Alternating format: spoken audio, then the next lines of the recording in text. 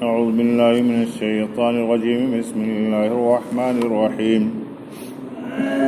ألم تعلم أن الله له ملك السماوات والأرض يعذب من يشاء ويغفر لمن يشاء والله على كل شيء قدير. کیا آپ کو معلوم نہیں کہ آسمان اور زمین کی سلطنت و حکومت صرف اللہ ہی کی ہے. اس کی یہ شان ہے، جس کو چاہتا ہے عذاب دیتا ہے، جس کو چاہتا ہے بخش دیتا ہے، اور اللہ رب العالمین ہر چیز پر قادر ہے. اس آیت شریفہ کا ربط اور مناسبت پچھلی آیات سے یہ ہے کہ پچھلی آیات میں ڈاکہ اور چوری کی حدود شرعیہ، جن میں ہاتھ پاؤں یا صرف ہاتھ کاٹ ڈالنے کی سخت احکامات فرمائے گئے تھے، تو ظاہر نظر میں یہ احکام شرافت انسانی اور اس کے اکرم المخلوقات ہونے کے منافی معلوم ہوتا ہے. اس شبہ کے ازالے کے لیے رب العالمین نے فرمایا کہ کیا تم جانتے نہیں، آسمانوں کی حکومت ہو یا زمین کی حکومت ہو، یہ ساری اللہ کی ہے. اللہ جس کو چاہے جو عذاب متعین فرمائے، جس کو چاہے معاف فرمائے، وہ ہر چیز پر قادر ہے. تو اسی کے تعلق سے اس سے یہ معلوم ہوا کہ ان 5 جرائم میں بہت سی صورتیں ایسی نکلیں گی کہ ان میں حدود شرعیہ کا نفاذ نہیں ہوگا.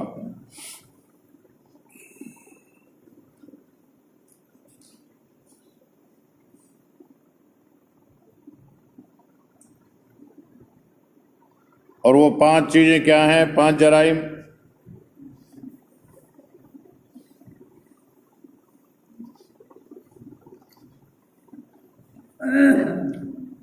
ڈاکہ کی سزا داہنا ہاتھ اور بایاں پیر، یہ ڈاکو کی سزا ہے. چوری کی سزا داہنا ہاتھ پونچے پر سے کاٹنا. 2 ہو گئی. تیسرے زنا کی سزا بعض صورتوں میں کوڑے لگانا، بعض صورتوں میں سنسار کر کے قتل کر دینا. 3 ہو گئی زنا کی جھوٹی تہمت کسی پر لگانے کی سزا 80 کوڑے. اور 5ویں حد شرعی شراب پینے کی ہے، جو باجماع صحابہ کرام رضوان اللہ تعالی مجمعین 80 کوڑے. ان 5 جرائم کے سوا تمام جرائم کی سزا حاکم وقت کی ثواب دید پر ہے کہ جرم اور مجرم اور اس کے ماحول پر نظر کر کے جتنی جیسی چاہے سزا دے. اس میں یہ بھی ہو سکتا ہے کہ سزاؤں کی تحدید و تعیین کا کوئی خاص نظام علم اہل و رائے کے مشورے سے مقرر کر لے. یہ قاضی کو اختیار ہے. قاضی اس بات کا پابند بھی نہیں ہے. اور بعض وقت اس طرح کے معاملات میں اسمبلیوں کے ذریعے تعزیری قوانین متعین بھی کیے جاتے ہیں،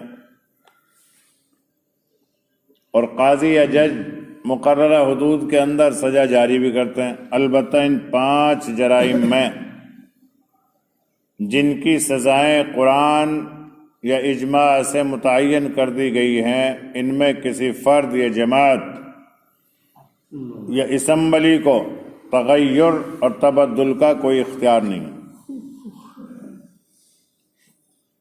مگر ان میں بھی اگر جرم کا ثبوت شریعت کے مقرر کردہ ضابطۂ شہادت سے نہ ہو سکے، یا جرم کا ثبوت تو ملے مگر اس جرم پر جن شرائط کے ساتھ یہ سزا جاری کی جاتی ہیں وہ شرائط مکمل نہ ہوں، اور نفس جرم قاضی یا جج کے نزدیک ثابت ہو، تو اس صورت میں بھی حد شرعی جاری نہیں ہو سکتی، بلکہ تعزیری سزا دی جائے گی۔ اسی کے ساتھ یہ شرعی ضابطہ بھی مقرر و مسلم ہے کہ شبہ کا فائدہ مجرم کو پہنچتا ہے۔ ثبوت جرم یا جرم کے شرائط میں سے کسی چیز میں شبہ پڑ جائے تو حد شرعی ساقط ہو جاتی ہے، مگر نفس جرم کا ثبوت ہو جائے تو تعزیری سزا دی جائے گی۔ اس سے معلوم ہوا کہ ان 5 جرائم میں بہت سی صورتیں ایسی نکلیں گی کہ ان میں حدود شرعیہ کا نفاذ نہیں ہوگا، بلکہ تعزیری سزائیں ثوابدید حاکم کے مطابق دی جائیں گی۔ اور تعزیری سزائیں چونکہ شریعت اسلام نے متعین نہیں کی، بلکہ ہر زمانے ہر ماحول کے مطابق قوانین ممالک کی طرح ان میں تغیر اور تبدل اور کمی بیشی کی جا سکتی ہے، کیونکہ بعض جگہ بات سزائی نہیں بنتی، بعض آدمی کے لیے بعض سزا سزائی نہیں ہوتی۔ کامنڈا کے مدرسے میں جو ہم پڑھتے تھے تو ایک لڑکا تھا سورج مکھی کہے ہوئے اسے، وہ رحمان جو بالکل گورے گورے، اس کے سبق یاد نہیں ہوتا تھا تو حافظ صاحب اس کو کیا کرتے، باہر دھوپ میں کھڑا کرے، کیونکہ باہر کر دے۔ اب دھوپ میں جب چل ملا ہوئے کیونکہ ان کا بدن نازک ہوتا ہے، ہاں پتلی کھال، تو اس کو دھوپ میں کھڑا کر دے۔ اب اور بچوں کو جا تم صبح شام تک کھڑا رکھو، کوئی دقت نہیں آئی، لیکن وہ ذرا اس دیر میں تل ملا جاتا تھا۔ اسے پٹنے سے اتنا خوف نہیں ہوتا تھا جتنا دھوپ میں اس کو سزا دینے سے ہوتا تھا۔ تو یہ حاکم اور قاضی کے اس کے اوپر ہے، ثوابدید کے اوپر۔ بعض جگہیں بہت سے لوگ ایسے ہوتے ہیں جو دھوپ کو برداشت نہیں کر سکتے، بعض لوگ ایسے ہوتے ہیں جو کھڑا ہونا ہی پسند نہیں کرتے۔ بعض بچوں کو جو ہے جب دیکھتے ہیں استاد کہ زیادہ نازک ہے تو اس کو کہتے ہیں کھڑا ہو کے یاد کر۔ تو یہ حاکم کی ثوابدید کے اوپر ہوتا ہے، علاقوں کے اعتبار سے مختلف ہے۔ اب بعض آدمی کو پانی میں بہت ڈر لگتا ہے، اگر کوئی ہوا بنگالی سا اسے جا 24 گھنٹے کھڑے رکھو پانی میں، اسے پانی سے کوئی اعتراض ہی نہیں ہوتا۔ بنگال میں ہم نے دیکھا ایک بار عورتیں وہاں ٹوکرا میں لاوئی برتن بھر کے اور تالاب میں بیٹھ کے تھوڑی سی پانی میں گھس جاوئی، وہیں میں بیٹھے بیٹھے برتن دھوئی، وہیں میں ڈبکی لگاوئی، لے کے برتن چل دے گئی۔ اب ہمارے یہاں کے اگر کسی شہری عورت کو جس نے پانی نہ دیکھا ہو زیادہ، اس سے کہا جائے تو 1 گھنٹہ آدھا گھنٹہ 5 منٹ ہی پانی میں گھس جائے تو گھسنے کو تیار نہیں ہوگی۔ تو اس لیے ماحول کے مطابق اس کے لیے عام قوانین، تغیر اور تبدل، کمی اور بیشی اس میں کی جا سکتی ہے، اس لیے ان پر تو کسی کو کوئی اعتراض کی گنجائش ہی نہیں۔ اب بحث صرف 5 جرائم کی سزاؤں میں اور ان کی بھی مخصوص صورتوں میں رہ گئی۔ مثال کے طور پر چوری کو لے لیجیے آپ اور دیکھیے کہ شریعت اسلام میں ہاتھ کاٹنے کی سزا مطلقاً ہر چوری پر عائد نہیں ہے، جس کو عرف عام میں چوری کہا جاتا ہے، بلکہ سرقہ جس پر سارق کا ہاتھ کاٹا جاتا ہے اس کی ایک مخصوص تعریف ہے، جس کی تفصیل اوپر بھی گزر چکی ہے کہ کسی کا مال محفوظ جگہ سے سامان حفاظت توڑ کر ناجائز طریقے پر خفیہ طریقے سے نکال لیا جائے۔ اس تعریف کی روح سے بہت سی صورتیں جن کو عرفاً چوری کہا جاتا ہے حد سرقہ کی تعریف سے نکل جاتی ہیں۔ مثلاً محفوظ مکان کی شرط سے معلوم ہوا کہ عام پبلکی مقامات مثلاً مسجد، عیدگاہ، park, club, station, waiting room, rail, جہاز وغیرہ میں عام جگہوں پر رکھے ہوئے مال کی چوری کرے، یا درختوں پر لگے ہوئے پھل چرائے، یا شہد کی چوری کرے تو اس پر حد سرقہ جاری نہیں ہوگی، اس میں ہاتھ نہیں کٹے گا، بلکہ عام ممالک کے قوانین کی طرح تعزیری سزا دی جائے گی۔ اسی طرح وہ آدمی جس کو آپ نے اپنے گھر میں داخل ہونے کی اجازت دے رکھی ہے، چاہے وہ آپ کا نوکر ہو یا مزدور ہو یا معمار ہو یا کوئی دوست عزیز ہو، اور اگر آپ کے مکان سے کوئی چیز لے جائے تو وہ اگرچہ عرفی چوری میں داخل ہے، کہنے کو تو وہ چوری رہے گی، لیکن سزا کے معاملے میں تعزیری سزا کا مستحق ہے، مگر ہاتھ کاٹنے کی شرعی سزا اس پر جاری نہیں ہوگی، کیونکہ وہ آپ کے گھر میں آپ کی اجازت سے داخل ہوا۔ اس میں حفاظت مکمل نہیں ہے۔ چور اصل ہاتھ کٹنے والا جو چور ہوگا اس کے لیے تو یہ شرائط ہے، محفوظ مقام ہو جہاں سے مال چرایا اور اسے وہاں آنے کی اجازت بھی نہیں ہو، خفیہ طریقے سے آیا ہو اور پھر اس نے کوئی مال چرایا ہو، سامان حفاظت توڑ کر ناجائز طریقے پر خفیہ طریقے سے نکالا جائے، اس کو کہتے ہیں چوری۔ ویسے تو کوئی چیز کسی کی بغیر اجازت کے چپل ہی پہن لی، یہ بھی چوری ہے، لیکن اس پہ ہاتھ نہیں کٹے گا۔ اسی طرح اگر کسی نے کسی کی جیب کاٹ لی یا ہاتھ میں سے زیور یا نقد چھین لیا یا دھوکہ دے کر وصول کر لیا، ٹٹلو کاٹ دیا، امانت لے کر مکر گیا، یہ سب چیزیں حرام اور ناجائز اور عرفی چوری میں ضرور داخل ہیں۔ اس آدمی کو بے ایمان چور ضرور کہیں گے، مگر ان سب کی سزا تعزیری ہے جو حاکم کی ثوابدید پر موقوف ہے۔ قاضی خود دے گا سزا، اس پہ کیا دیتا ہے۔ شرعی سرقہ کی تعریف میں داخل نہیں ہے، اس لیے اس پر ہاتھ نہیں کاٹا جائے گا۔ اسی طرح کفن کی چوری کرنے والے کا ہاتھ نہ کاٹا جائے گا، کیونکہ اول تو محفوظ جگہ ہی نہیں ہے قبرستان، دوسرے کفن میت کی ملکیت نہیں ہے، دوسرا کفن میت کی ملکیت نہیں ہے۔ ہاں اس کا یہ فعل سخت حرام ہے، اس پر تعزیری سزا حسب ثوابدید حاکم جاری کی جائے گی۔ یعنی کیسے کیسے دور گزرے ہیں لوگوں پہ، پہننے کو کپڑے نہیں ہوتے تھے، لوگ کفن چرا چرا کے پہنتے تھے یا بیچتے تھے۔ اب بیچے بھی جبھی تو تھے جب کوئی لیتا تھا، آج کل تو کوئی فری میں بھی نہ لے، کفن کی چادر مجبوراً اسی میں دبانی پڑے، حالانکہ یہ بھی ناجائز ہے، شرعی اس میں نہیں ہے۔ کفن بیچنے والوں کو معلوم نہیں ہوتا مسئلے کا، اور جو خریدنے کے لیے جائیں عموماً انہیں پتہ نہیں ہوتا، کیونکہ ہر روز تو کفن بنے نہ ہر سال بنے۔ عید پہ دھیان رہے کہ صاحب میرے جوڑے میں 6 میٹر کپڑا لگا ہے، ایسے ہی کفن کا بھی لوگوں کو معلوم نہیں، کوئی 24 میٹر پھڑ والا، کوئی 28 میٹر پھڑ والا، کوئی 18 میٹر پھڑ والا، جبکہ 2.5 گج کی 2 چادر، 3.5 گج کی 1 چادر، یہ ہے اصل کفن بس۔ اب اس کے علاوہ ہتھی بنانے کے لیے آدھا میٹر لے لو، اور جب نہلائیں گے اس کو سطر چھپانے کے لیے 1 میٹر کافی، ناف سے لے کر موٹی پنڈلی تک 1 میٹر میں آرام سے چھپے گا۔ تو یہ ہے اصل کفن تو بس۔ اب لوگ کوئی 18 لاوے، کوئی 22 لاوے، کوئی 24 لاوے، اچھا کچھ چوڑے عرض والا، اس میں پھر عرض کا فرق ہو جاتا ہے تھوڑا سا، اس میں بجنی سے اپنے کپڑے والوں کی وہ زیادہ چوڑا رکھتے ہی نہیں، اس لیے ایسا رکھے ہیں جو 2 جوڑ کے بنانا پڑا، ورنہ چوڑے عرض کا کپڑا بھی آتا ہی ہے، چوڑے عرض کا لا کر رکھے، سوتی لٹھا سا ٹیری کوٹ دے ہوئے، ٹیری کوٹ ویسے ہی بہتر نہیں ہوتا، کفن ایسا ہو جو جلدی سے گل جائے، لٹھا۔ تو دنیا میں بتیرا بنا ہے، آرڈر دے کے بنوا لے گا کمپنی سے، آج کل تو ہر چیز بنا ہے، کپڑے والے آرڈر دے دیں کہ صاحب ہمارے یہاں مسئلے پہ عمل کرنے لگ گئے ہیں، اب جو ہے اتنا چوڑا کفن بناؤ جس میں پوٹ آرام سے بن جائے، سطر ندی کے بدن ندی کے، بس خوب بن جائے گا، سب چیزیں نہ بن رہی ہیں آرڈروں ہاں۔ تو اس میں یہ ہے، تو پہلے یعنی اتنی دقتیں تھیں لوگوں پہ کپڑوں کی بھی کہ لوگ کفن چرا چرا کے بیچا کرتے تھے۔ یہ اللہ کا شکر ادا کرو کہ آج کا وہ دور ہے کہ کوئی کفن کے کپڑے کو بچے ہوئے کو بھی لینے کو تیار نہیں۔ یہ سب شرائط تو تکمیل جرم کے تحت ہیں جن کا اجمالی خاکہ آپ نے دیکھا ہے۔ اب دوسری چیز تکمیل ثبوت ہے کہ حدود کے نفاذ میں شریعت اسلام نے ضابطۂ شہادت بھی عام معاملات سے ممتاز اور بہت محتاط بنایا۔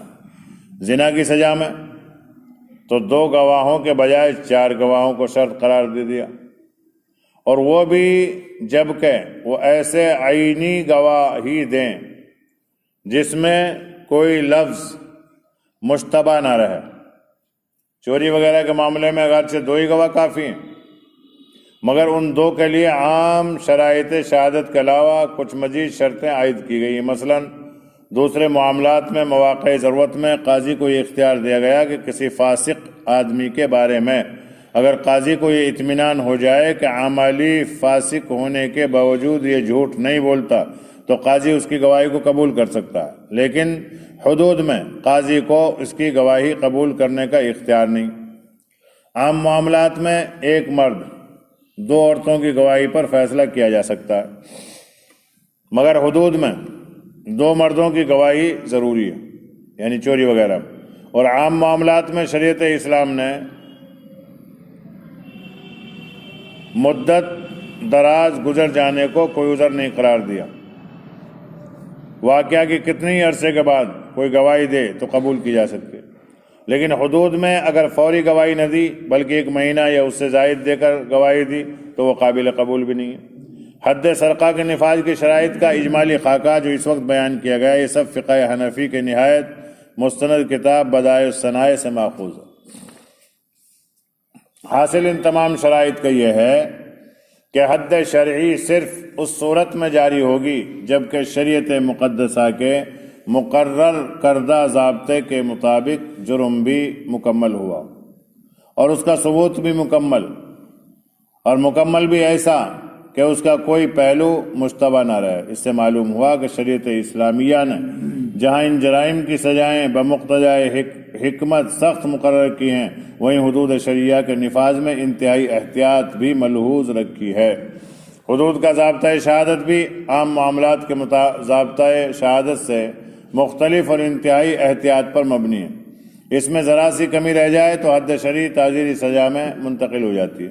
اسی طرح تکمیل جرم کے سلسلے میں کوئی کمی پائی جائے، جب بھی حد شرعی ساقط ہو جائے گی ہو کر تعزیری سزا رہ جاتی ہے، جس کا عملی رخ یہ ہوتا ہے کہ حدود